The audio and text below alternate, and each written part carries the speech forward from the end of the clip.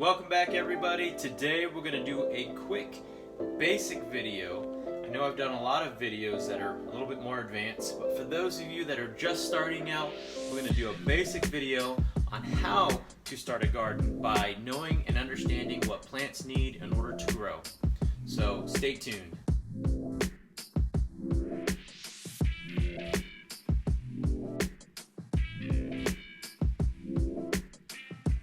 Alright, so today we're doing the basics, going back to the basics of essentially what plants need in order to grow, survive, and how you can start your own garden. So there's basically three different components that a plant's going to need. It's going to need water, it's going to need light, and it's going to need some type of nutrient or medium to sit inside of. So first thing is light. Plants need light to survive. So in order for a plant to grow, you're going to need some type of either light source if you're growing indoors, or leaving that plant near a window, or again, growing it outside inside of a pot. The second component you're going to need is the water. So you're going to need some type of water in order to hydrate that plant. Plants use water in order to uptake their nutrients. That's how they grow. The third thing you're going to need is some type of nutrient-based system, which is going to be inside your soil or pot. Alright, so the first thing with lighting, you want to make sure that you're using a type of light that has a full spectrum on it. If that's an indoor light, you can use one light and you can experiment just by doing. The easiest way to do this though is to just plant your plant. If you're in an apartment or indoors in an enclosed space, put your plant as close to the brightest south facing if you're in the northern hemisphere, and north facing if you're in the southern hemisphere window, so that that plant can get as much light as possible. You want at least 6 hours of sunlight or light getting through that window as much as possible. If you're outdoors, you just stick that pot outside and just let it grow. When it comes to water, most water that you can get is going to be treated. So what do we need to do in order to amend that? Because we drink treated water because we don't want bacteria and those kinds of things in our drinking water. But what about plants? Plants actually need a more sterile type of water that doesn't have all those chemicals, chlorine and chloramine, in order to kill their bacteria. Bacteria surviving in their soil is what really brings health to plants. And bacteria in our digestive systems, like probiotics. So we have to have good bacteria and good microorganisms in our digestive system. The same way plants need to have good bacteria in their digestive system, which is inside their roots, their soil. So what do we do with water? So if you don't have a system for water that's going to separate chlorine or chloramine, you can use a reverse osmosis system. There's another way that you can also do it by using a fish tank pump and putting it into a bucket of water. Just get a 5-gallon pail, something like this, and just get an air stone from an aquarium store or anything like that, and you can literally just have water inside there and put that air stone inside of it, and you can put your treated city water inside there and just bubble it for a couple of hours. What that does is actually off-gases any chemicals that are inside that water that will help reduce the amount of chlorine and chloramine that are inside your water so that you can feed your plants with that. Okay, the third thing that we're going to need is some type of nutrient system. So we're going to need some type of soil. What I have here is Root Organics 707. This is a great soil. I use this for a lot of different things. You can buy a big bag of this for about $20 to $25. What we're going to do is we're going to plant this little potato. Potato is going to be the easiest thing to learn how to start growing your own food, growing a plant.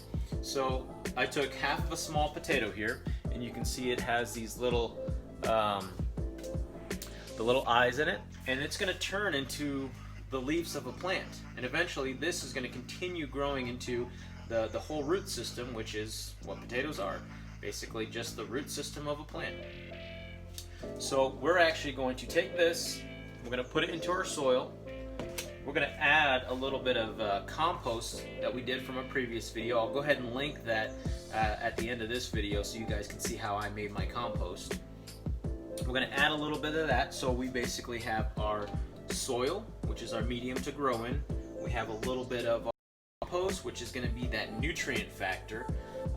The compost has its microbiology. It's got that nitrogen, phosphorus, potassium from all that broken down material that we put into our compost pile, which is going to feed this root system and allow that plant to really grow well. And then eventually this potato inside the pot is going to turn into this plant right here. And in that plant, you're going to see all that nice leafy green material, but underneath the soil is where that potato is growing. So real simple. All we have to do is, we filled this about 1/3 of the way, you can see. We're going to take our compost here, and we're going to just throw our compost right down into that pot. Real easy. Shake it up a bit. I'm going to take a little extra piece of my soil because you can see I've got my compost in there now. I'm going to kind of mix it in. I'm going to add my potato. I'm actually going to put it down and kind of bury it a little bit into that soil. And then I'm just going to bury my soil on top of that. Real lightly. This is a real light soil mix. You don't need to pack it down. And what potatoes do as they grow, as that leafy material grows, that potato actually starts to get pushed out of the ground. You can just add a little bit more soil to it. But after that, we're going to add our water. Now this is just regular tap water. We are on a well water system, so our water is not treated the same. And we're just going to water this in from the top. Water it in real good.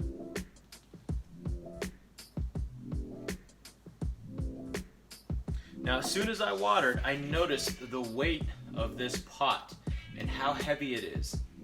You can measure out the weight if you want, but how you know that your system is using the water, basically as soon as that plant life, that leaf material starts to pop up, that plant is going to start transpiring, which is going to use the water inside the soil as well as the nutrients, and it's going to start to photosynthesize the water and producing oxygen.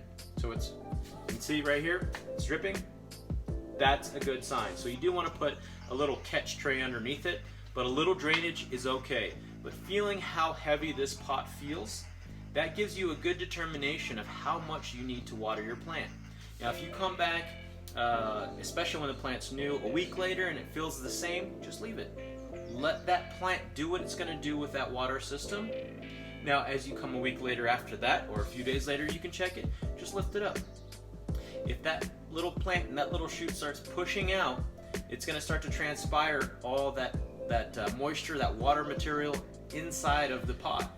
As that starts to push out, you're going to notice that that pot's going to get lighter. Again, water small, and then let that system continue growing.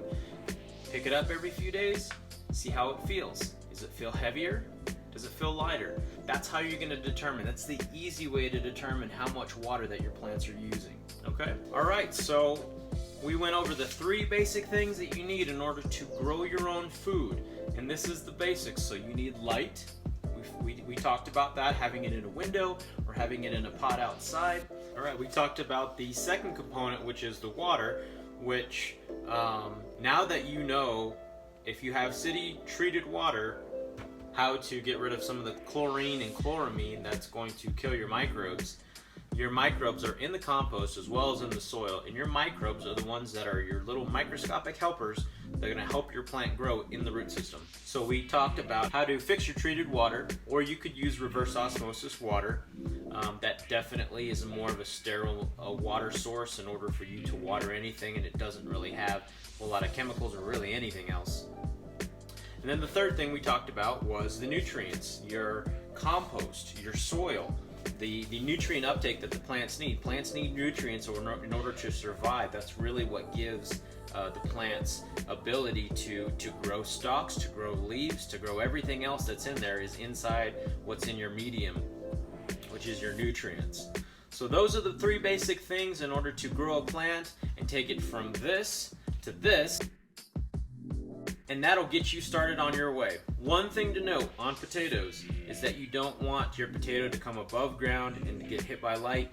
An above ground potato that's getting hit by light can end up being toxic. So one thing to keep in mind when you're growing this. So what I would say is experiment with this. This is an easy way to start to learn to grow, but try doing this first. Maybe not even eat the potato first, but just grow a plant. Learn how a plant grows, how it produces leaves, stems, and stalks, and just really understand the basics of the process is for a plant to grow. This is the 3 basic steps. This is really easy recipe. Go ahead and try it, and hopefully you're successful with it. If not, keep trying, and eventually you'll learn how to grow your own food. Thanks, guys. I'll link a description below on how to make your own compost, as well as making your own garden boxes, and we'll see you in the next one. Thanks, guys.